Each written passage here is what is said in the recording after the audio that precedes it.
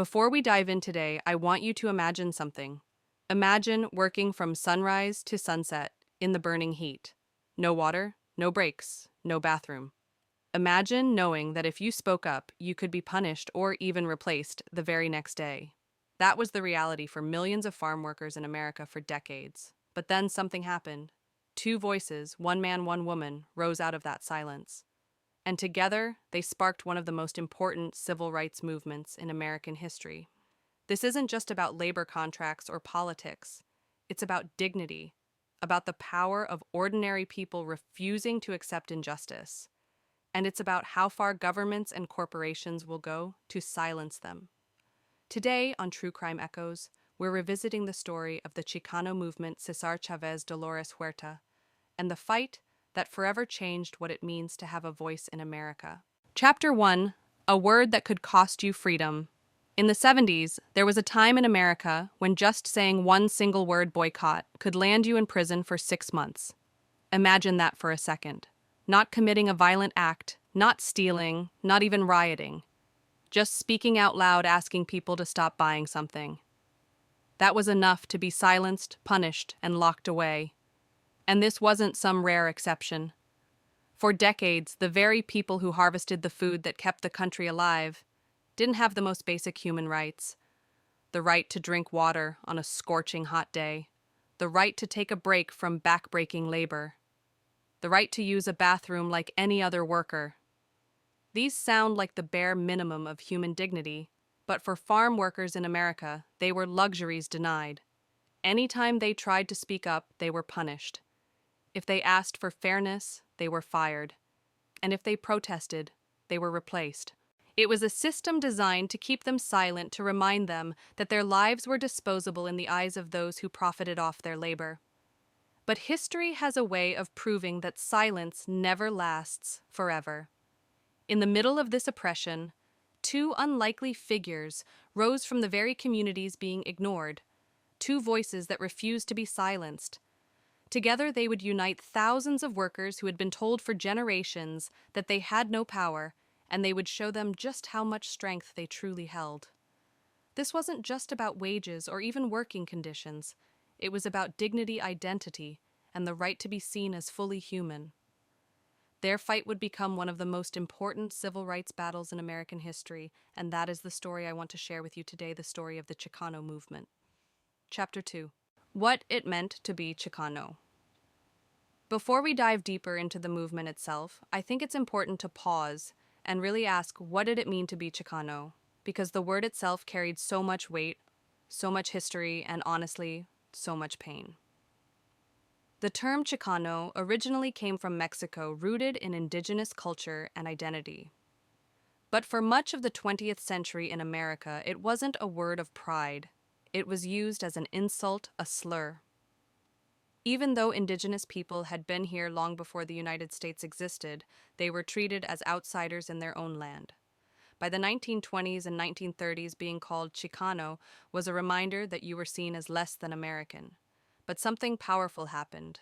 The very communities who had been pushed down began to reclaim the word. They started to say, yes, I am Chicano, and that means I belong here too. What was once meant to shame them slowly became a badge of resilience and defiance. And yet, the reality of life didn't change overnight. During the Great Depression, America faced widespread poverty and unemployment. Instead of uniting people, the government chose scapegoats. They targeted Mexican-American communities, ordering the deportation of 2 million people of Mexican descent. 2 million. Here's the most shocking part. More than half of them, over 1.2 million, were U.S. citizens. Born in America. They had every right to stay. But that didn't matter. They were rounded up, pulled from their homes, and sent to a country many of them had never even seen. Think about how terrifying that must have been. You're walking home from work or sitting down with your family, and suddenly the authorities decide you don't belong. You're stripped of your citizenship, of your identity, and forced across a border. It was illegal. It was cruel. But nobody in power cared enough to stop it. And while Mexican Americans were being deported, European immigrants were arriving and allowed to stay. The message was clear: America was making a choice about who deserved opportunity and who didn't. If you were white, you belonged. If you were brown, you didn't. Those who stayed behind, or who later returned, found themselves trapped in a toxic cycle. They were welcomed back only when cheap labor was needed. Come in, work our fields, break your backs, and then leave again. They were never allowed security, never allowed stability. It was a relationship of exploitation, one where workers were always disposable. And over time, poverty became synonymous with being Chicano. People began to equate the word with being poor, dirty, uneducated. Stereotypes that stripped away the humanity of entire communities. This was the world that young Cesar Chavez was born into. A world where his very identity was treated as a curse, where the system was rigged against him before he even had a chance to stand on his own. But in every story of injustice, there's always a spark, one person who refuses to accept the role society tries to force on them. For Cesar, that spark was already beginning to take shape. Chapter 3. The Childhood of Cesar Chavez. To really understand Cesar Chavez, the man who would become the voice for millions of workers, we have to go back to his childhood. And it wasn't a childhood filled with comfort or safety. In fact, his earliest memories were marked by betrayal, poverty, and humiliation. Cesar's father, Librado, was the son of Mexican immigrants. He worked endlessly to build a stable life for his family in Yuma, Arizona. He ran a small store, managed the family farm, and even worked as a postmaster. On paper, it looked like he was doing everything right. He was hardworking, successful, and determined to give his children a better future. But being Chicano meant that no matter how hard you worked, the rules were different for you. And Cesar would learn this lesson far too young. One day, Librado struck a deal with a wealthy white neighbor. If the Chavez family cleared and farmed 80 acres of land, they would be allowed to keep a portion of it, including a house. Imagine how hopeful that must have felt, a chance to own land to break free from poverty. So the Chavez family poured their sweat into that soil day after day until the land was beautiful and fertile. But when the time came for the neighbor to honor his word, he didn't. He sold the land to someone else, leaving the Chavez family with nothing. They had done the work, but the reward was stolen right out from under them. It didn't stop there. A lawyer later convinced them to take out a loan to buy back land, a loan with crushing interest they could never afford. And when they inevitably fell behind on payments, that same lawyer seized everything: the land, the house, their money. Just like that, the Chavez family lost it all. For Cesar, still just a boy, these weren't abstract lessons. They were real, painful betrayals etched into his memory. He saw his parents cheated not because they were lazy or careless, but because they were Chicano. Because in the eyes of society, their labor was valuable, but their lives were not. And yet even in that loss, his family never closed themselves off from others. His mother and grandmother taught him something radical, that no matter how little you had, you shared it. The Chavez household was known as a place where no one would be turned away hungry. This quiet generosity would shape Cesar as much as the injustice did. But outside the home, the world was merciless. At school, Cesar faced constant bullying. On his very first day, he was mocked for his accent. Kids called him dirty Mexican. Teachers didn't defend him. In fact, they encouraged the cruelty. Speaking Spanish in class wasn't just discouraged, it was punished. Cesar later described the sting of rulers striking across his knuckles whenever he dared to use his own language. Sometimes he was forced to write over and over, "I will not speak Spanish," hundreds of times until his hand ached. And it wasn't only physical pain, it was humiliation. One day, a teacher caught him speaking Spanish and made him wear a sign all day that read, "I am a clown, I speak Spanish." Picture that. A child singled out, ridiculed, not just by classmates, but by the very adults entrusted to teach him. The message was clear: who you are is something to be ashamed of. This cycle repeated everywhere. Because his parents were migrant farm workers, the family moved constantly to follow jobs along what was known as the Harvest Trail in California. It meant living in makeshift housing, bare cabins, damp tents with no plumbing, no electricity, often cold and crowded. And it meant Cesar changed schools again and again. By the time he reached 8th grade, he had attended 37 different schools. 37. Imagine being the new kid that many times. Never staying long enough to make friends. never having stability, always starting over. For a while, Caesar tried to keep going. But when his father was injured in a car accident, everything changed. At just 14 years old, Caesar dropped out of school to take his father's place in the fields. He became the man of the family long before he was ready. His days were spent under the hot sun, bending over rows of crops, his body aching with the same exhaustion that had broken down generations before him. And yet, even outside of work, prejudice followed him. Once, as a teenager, he walked into a diner hoping to buy a simple hamburger. The waitress laughed in his face and told him, "We don't serve Mexicans." On another occasion, he was arrested for sitting in the whites-only section of a movie theater, even though he had bought a ticket like everyone else. All of these moments added up. Over and over, society told him, "You don't belong, you don't matter." But instead of breaking him, these experiences planted a seed. They gave him a quiet anger, a determination that one day he would not just endure these injustices, but fight back against them. Because when you spend your whole life being told you are powerless, there's only two choices: you accept it, or you decide to prove everyone wrong. And Cesar Chavez was not about to accept it. Chapter 4. Zoot Suits and the War. By the early 1940s, Cesar Chavez was a teenager living in Los Angeles, and the city was alive with tension. Poverty was everywhere in the barrios, those Spanish-speaking neighborhoods where families struggled just to get by. And for many young people, especially those who felt rejected by mainstream America culture, became a form of rebellion. That's where the Zoot suit came in. It wasn't just clothing, it was a statement. Wide-legged trousers, long coats with padded shoulders, big lapels. It was loud, it was stylish, and it said, "I don't care if I don't fit your mold, I'm proud of who I am." For Black, Filipino, and Mexican American teenagers, it was a way of claiming space in a country that tried to erase them. But not everyone saw it that way. During World War II, fabric was being rationed for the war effort. To many white Americans, wearing a Zoot suit looked unpatriotic, even threatening. Rumors spread, stereotypes grew, and before long, the suit became an excuse, a reason to target Chicano youth who already lived under suspicion. On June 3, 1943, the tension exploded. Hundreds of police officers and soldiers took to the streets of Los Angeles. But they weren't there to protect anyone. They were there to attack. They beat and humiliated anyone wearing a Zoot suit, ripping clothes off, dragging people into the street. And it didn't stop there soon. They targeted anyone who simply looked like a person of color. Cesar was one of those Zoot suiters.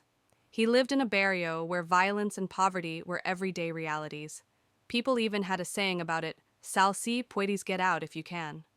For young Cesar, it felt like the world was closing in.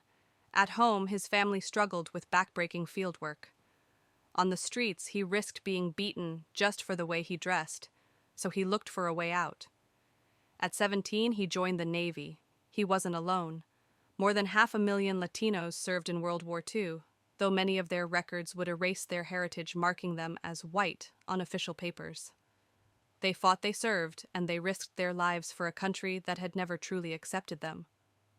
For 2 years, Cesar wore the uniform.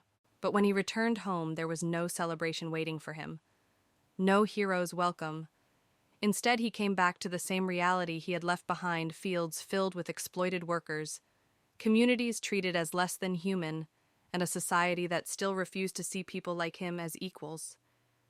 The war hadn't changed America for Cesar Chavez, but it had changed him. He had seen discipline, solidarity, and the power of working as one. And when he returned to the fields, bending once again under the weight of farm labor, he knew in his heart that something had to give. This time, he wasn't just going to survive it, he was going to fight it. Chapter 5. A Voice for the Voiceless. When Cesar returned home from the war, he stepped back into the same world he had left: long hours in the fields, blistered hands, and the unshakable feeling of being invisible. He knew the life of a farm worker all too well: the aching, back the constant thirst, the housing that barely kept out the cold. And he also knew that no matter how hard workers pushed themselves, they were still seen as disposable. But now Cesar wasn't just another laborer. The years of humiliation, the betrayals his family had endured, and even his time in the Navy had given him something new: perspective. He had seen what discipline and unity could accomplish, and he carried that knowledge back into the fields. It started small. Cesar began attending meetings of a group called the Community Service Organization, a grassroots civil rights group working to empower Latino communities. And here Cesar found his purpose. He realized that the only way to change the system wasn't by begging for dignity, it was by demanding it. He poured himself into the work. Night after night, he traveled to rural towns, knocking on doors, talking with workers, registering them to vote. For people who had always felt voiceless, Cesar became the person reminding them you matter and your vote matters. He was so effective, so relentless, that he eventually rose to lead the organization. But Cesar wanted to do more. He knew that if change was ever going to come, the voices of farm workers had to be louder, stronger, and impossible to ignore. So he launched a newspaper called El Malcriado. The name itself translated roughly to the troublemaker or the badly behaved, and that was exactly the point. The paper spoke the truths no one else wanted to print: the poverty, the abuse, the indignities workers faced every single day. It gave them a voice, and it gave them courage. By the mid-1960s, Cesar's mission was clear. If letters, newspapers, and petitions weren't enough, then it was time for something bolder. Something that would force the growers, the wealthy farm owners, who held all the power, to finally listen. And in 1965, the opportunity arrived. In the small farming town of Delano, California, a group of Filipino-American farm workers went on strike. Their demand was simple, fair wages, but they were met with hostility, with threats, with silence. Cesar saw their struggle, and he knew this was the moment. He convinced his union to join them. Two communities, Filipino and Chicano, stood side by side, united for the same cause. It was called the Delano Grape Strike, and it would change everything. The strike wasn't just about refusing to work, it was about refusing to be ignored. Cesar and his fellow organizers called for a nationwide boycott of grapes. They asked ordinary Americans, mothers, fathers, students to stop buying the fruit that symbolized the exploitation of workers. At first it seemed impossible. How could a handful of poor farm workers take on an entire industry? But then something remarkable happened. People listened. Families stopped buying grapes. Stores pulled them from their shelves. Profits began to plummet. And for the first time, the growers felt pressure where it hurt the most, in their wallets. The boycott made Cesar Chavez a national figure. His quiet determination, his insistence on nonviolence, his ability to unite people from different backgrounds, it all set him apart. Calls started coming in from other cities, other states, asking him to bring the movement to their communities. But Cesar knew he couldn't do it alone. If this fight was going to continue, he needed allies, people as fearless and unrelenting as he was.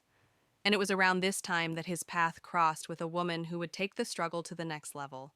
Her name was Dolores Huerta, and together they were about to build something that no one could ignore. Chapter 6: Dolores Huerta, the woman who wouldn't back down. When we talk about the Chicano movement, it's easy for people to only remember Cesar Chavez. But the truth is, this fight could never have happened without a woman named Dolores Huerta. And honestly, she deserves just as much recognition, if not more. Dolores was born in 1930 in a small mining town in New Mexico. Her father was a farm worker who also spent his nights fighting for union rights. Her mother ran a hotel, but it wasn't just a business, it was a refuge. She offered rooms to workers at low prices, sometimes letting them stay, even if they couldn't pay. From both parents, Dolores learned two things: that hard work was survival, and that helping others was a duty. But being indigenous and Mexican American in the 1930s came with the same cruel lessons Cesar had faced. Teachers assumed Dolores wasn't smart enough, even accused her of cheating when she turned in well-written work. She was constantly underestimated, constantly pushed to the margins. Instead of breaking her, it only lit a fire. She went to college, became a teacher, and at first thought she could make a difference in the classroom. But day after day, she saw her students come to school hungry. She knew what that meant: their parents were working the fields, barely surviving, just like her own family had once done. And she realized something that would change her life forever. Helping these kids meant more than just teaching them. It meant changing the conditions their families lived in. So Dolores left teaching and threw herself into activism. She started small, helping to organize communities in Stockton, California. But small efforts grew into big wins. Because of her driver's license tests and voting ballots were finally offered in Spanish. because of her families with green cards could access food stamps and public assistance for the first time. These may sound like basic rights today, but back then they were groundbreaking, and she did it all while raising children as a single mother. Think about that for a moment, fighting City Hall, facing down politicians, and then going home to take care of her kids. That kind of resilience doesn't come easy. It takes grit, determination, and an unshakable belief that things can change. One of the most powerful moments in her journey came in Arizona in the 1970s. At the time, the state had passed a law that made it illegal to even say the word boycott. If you spoke it out loud, you could go to jail. That's how much they feared workers organizing. Dolores met with a group of local businessmen trying to rally support. They laughed at her. They told her, "No se puede." No, you can't. But Dolores wasn't someone you could dismiss. She fired back, "Si se puede." Yes, we can. That phrase exploded.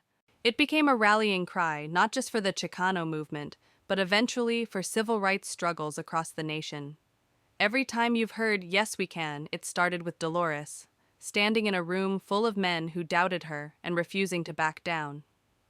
What I love most about Dolores is that she didn't look like what society thought a leader should look like. She was barely 5 feet tall, soft-spoken at times, but fierce when it mattered. And she had this ability to make people believe in themselves, to see power where they thought they had none. By the early 1960s, her work had caught the attention of Cesar Chavez. They met at a fundraising dinner, both already making waves in their communities. And together, they realized something simple but radical. Alone, they were strong, but united. They could change the course of history. Dolores wasn't just Caesar's ally, she was his equal, his counterpart. And together they were about to create something that would give farm workers the power they had been denied for generations. The United Farm Workers Union. Chapter 7. Building a Union, Building a Movement. When Cesar Chavez and Dolores Huerta finally came together, it felt like fate. Both of them had lived the struggle Cesar in the fields, Dolores in the classrooms and communities. They weren't outsiders trying to save anyone. They were insiders carrying the scars of the very injustices they wanted to fight. In 1962, they co-founded what would become the United Farm Workers Union, the UFW. And it might sound strange to us now, but back then, just the idea of farm workers having a union was revolutionary. These were people who had always been treated as replaceable, as voiceless. Suddenly, they had leaders saying, "No, you matter, and you deserve to be heard." The UFW's early demands were shockingly simple. Things we take for granted in almost any job today. Access to clean drinking water, breaks during long hours in the sun, the right to use the bathroom without fear of punishment, basic human dignity. But to the growers, the wealthy landowners, granting even those rights felt like a threat to their power. The turning point came in 1965 when grape pickers in Delano, California, many of them Filipino-American, went on strike. They were exhausted from working long hours for poverty wages. Cesar and Dolores knew this was the moment to act. They threw the weight of the UFW behind the strike, uniting Filipino and Mexican workers in one cause. For the first time, the growers weren't facing a divided workforce, they were facing a movement, but they didn't stop at the fields. Cesar and Dolores knew the real power was in the boycott. They called on Americans everywhere to stop buying grapes. It was bold. It was risky. How could a group of poor farm workers convince the entire country to change their shopping habits? At first it seemed impossible, but slowly the boycott gained momentum. Families across the nation stopped putting grapes in their grocery carts. College students organized protests. Churches joined in solidarity. Ordinary people began to realize that every bunch of grapes carried the story of exploitation. And the growers started to feel it. Profits dropped. Pressure mounted. For once it wasn't the workers who were desperate, it was the owners. The strike and boycott dragged on for 5 long years. 5 years of marches, speeches, picket lines, and relentless organizing. 5 years of families sacrificing income, risking retaliation, and holding on to hope that change would come. Finally, in 1970, the growers caved. They signed union contracts with the UFW, legally guaranteeing farm workers the rights they had been denied for generations: access to water, breaks, bathrooms, job security, real enforceable dignity. It was a victory that proved something powerful. When people who have nothing come together, they can take on those who seem untouchable and win. But of course, winning one battle doesn't mean the war is over. Even as the ink dried on those contracts, new challenges were already on the horizon, challenges that would test the Union, the workers, and Cesar and Dolores themselves. Because as they soon discovered, there was another enemy in the fields. One you couldn't see, but one that could kill just as surely as poverty or exhaustion: the poison of pesticides. Chapter 8. Poison in the Fields. Winning union contracts in 1970 was a milestone, but it didn't mean the struggle was over. Far from it. Because while workers had finally gained the right to water breaks and bathrooms, they were still being exposed to something far deadlier every single day: pesticides. For the growers, pesticides were just another tool to keep crops alive, to keep profits flowing. But for the workers who spent their days in those fields, pesticides were poison. They were sprayed directly onto the crops while people were still picking them. Sometimes workers could actually feel the chemicals falling on their skin like a toxic rain. And the consequences were devastating. Men developed lung cancer. Women miscarried or were diagnosed with aggressive cancers. Children were born with severe deformities. Entire families were destroyed quietly, slowly, without the headlines that other tragedies might bring. Dolores Huerta spoke about this often. She remembered the women who fell ill, the children who didn't survive, the men who collapsed in the fields. She said pesticides in the fields really affect women even more than they do men. But we have had so many women with cancer, so many children born with deformities. And men have also died because they were spraying pesticides in the field, and they died of lung cancer. Imagine going to work every day knowing that just breathing could be killing you. And imagine knowing that your employer didn't care, that, to them, your life was less important than the crop you were harvesting. The UFW fought hard to ban the most dangerous chemicals, and they did succeed in getting some of them outlawed. But the pesticide industry is relentless. For every chemical that was banned, new ones were introduced. Stronger, cheaper, more toxic. It felt like a game of whack-a-mole, except in this game, the stakes were life and death. And the so-called protective gear that companies handed out was almost laughable. A pair of goggles, maybe gloves, but nothing that could truly shield a body from hours of exposure. It was like handing someone a raincoat in the middle of a firestorm and telling them they'd be fine. To this day, pesticides remain one of the most pressing dangers for farm workers. Decades later, families are still paying the price for food grown in poisoned soil, and the companies responsible still find ways to deny, to deflect, to profit. For Cesar and Dolores, this battle was proof of a painful truth. You can win victories, you can change laws, you can even bring down giants, but the fight for justice is never really over. The moment one door opens, another wall appears. And sometimes those walls are built not just of prejudice, but of chemicals, profits, and lies. And while the UFW was fighting to protect lives in the fields, another storm was already brewing outside of them. A storm that would test not just the workers' strength, but the very survival of the Chicano movement itself. Chapter 9. A movement under fire. By the late 1960s, the Chicano movement had transformed into a powerful force. Workers had unions, strikes were winning real concessions, and the voices of Mexican Americans were louder than ever before. For the first time, people who had been invisible in their own country were being seen, and that terrified those in power. The government had been watching from the very beginning. The FBI, local police, even federal agencies, all of them were monitoring Cesar Dolores and anyone connected to the movement. Documents later revealed that infiltration wasn't just a rumor, it was a strategy. Informants were planted, leaders were followed, and files were built on activists whose only crime was demanding dignity. Still, the people pressed on. They marched, they boycotted, they organized. And on August 29, 1970, tens of thousands gathered in Los Angeles for what was meant to be a peaceful demonstration. They wanted to show strength, unity, and resolve. It should have been a day of hope. Instead, it became a day of blood. As the protest moved through the city, tensions escalated. The LAPD, already hostile toward the Chicano community, clashed with marchers. Accounts vary, but what's clear is that the police opened fire. Panic spread, people ran, chaos filled the streets. By the time it ended, several innocent people were dead. The killings sent shockwaves through the community. For many, it was a brutal reminder that their lives were seen as disposable. And for the movement itself, it marked a turning point. The energy that had fueled years of organizing suddenly collided with grief, fear, and betrayal. And it wasn't just external attacks that weakened the cause. The infiltration efforts had done their damage. Trust within organizations began to crumble. Leaders suspected each other. Groups fractured.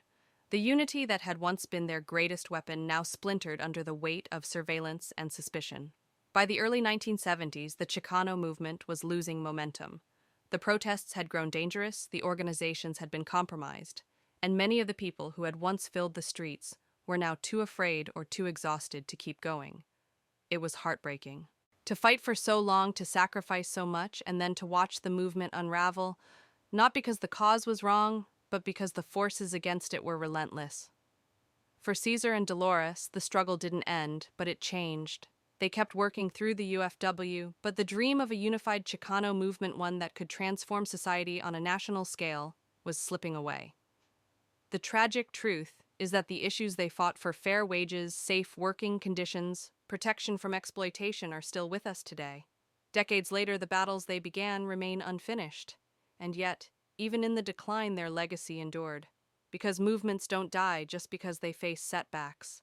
They live on in the people they inspired, in the rights that were won, and in the leaders who refused to give up. Chapter 10. Legacy of Courage. By the 1970s, the great marches had quieted, and the Chicano movement as a unified force was no longer what it once was. But that doesn't mean it failed. Far from it.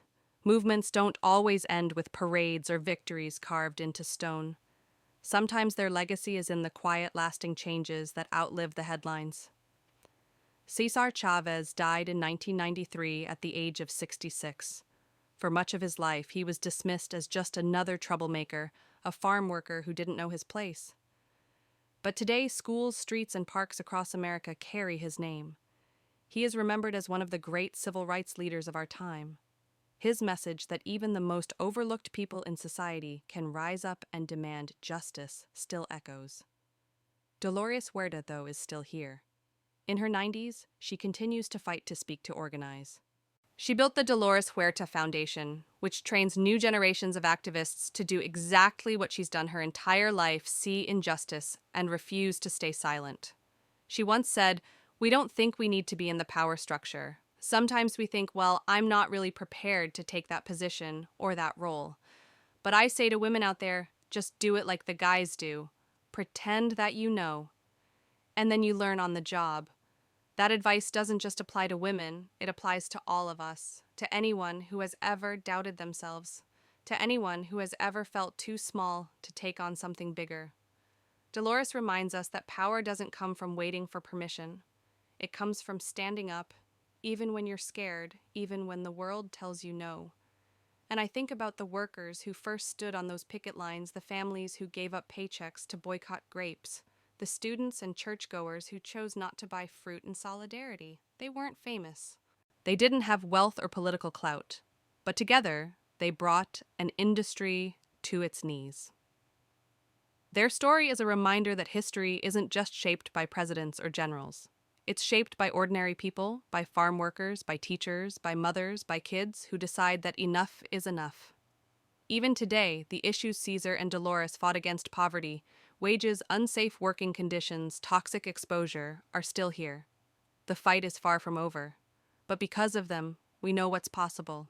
We know that voices raised together can shake even the most unshakable walls. So when you hear the words, "Si se puede, yes," we can remember where they came from. Remember Dolores, standing barely 5 feet tall in a room full of doubters, refusing to be silenced. Remember Cesar, a boy humiliated in classrooms, who grew into a man that taught millions the power of nonviolence and solidarity. Their legacy isn't just in history books. It's in every protest sign, every union contract, every person who dares to believe that justice is worth fighting for. And maybe that's the lesson of the Chicano movement, that even when the odds seem impossible, even when the system seems immovable, change is never out of reach, not if you're willing to fight for it. The story of Cesar Chavez and Dolores Huerta reminds us that history isn't just written by the powerful, it's rewritten by the brave. Their victories didn't fix everything. Even now, workers still face unsafe conditions, poverty wages, and the same kind of discrimination that fueled the movement decades ago. But thanks to Cesar and Dolores, we know something we didn't before: change isn't impossible. It's hard, it's painful, and sometimes it feels endless. But it's never out of reach when people come together. So the next time you hear the words, "Si se puede, yes we can," I hope you'll remember that those words were born out of struggle, out of sacrifice, and out of courage. And maybe, just maybe, they'll remind you that your own voice, no matter how small it feels, has the power to echo. Thank you for spending this time with me today. If this story moved you, if it made you think, I'd love to hear your thoughts. Leave a comment, share this episode, and let's keep the conversation alive. Because our voices matter, and together they can still change the world.